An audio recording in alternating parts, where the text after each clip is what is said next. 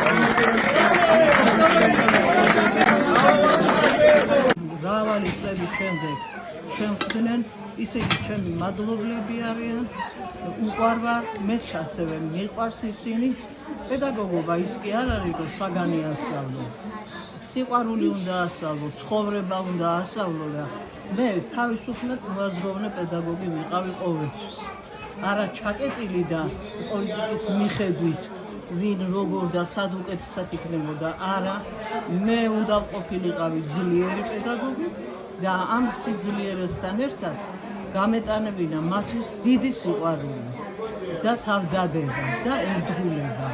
მე მათთვის არასოდეს მიღალატია და ახლა შემოვიდნენ ბიჭები მამალაძე გიაჯიქია, ლევან მამალაძე გიაჯიქია, ბევრი, ძალიან ბევრი. ახავარდუკაძის ოჯახია.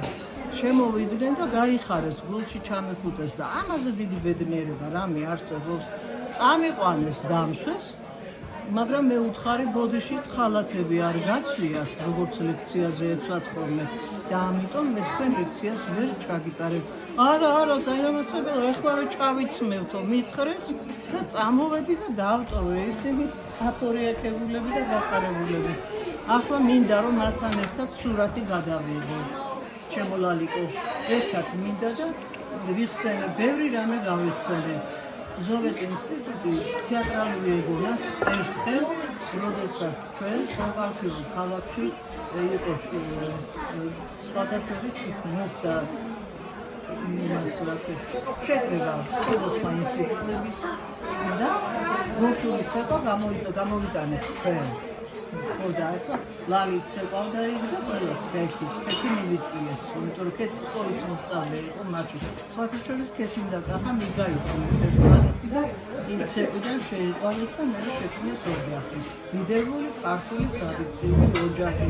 ჰყავს 6 შვილი და 9 შვილი, არა 6 შვილი, 6-3, მე გიორგის მივაყოლეთ არ.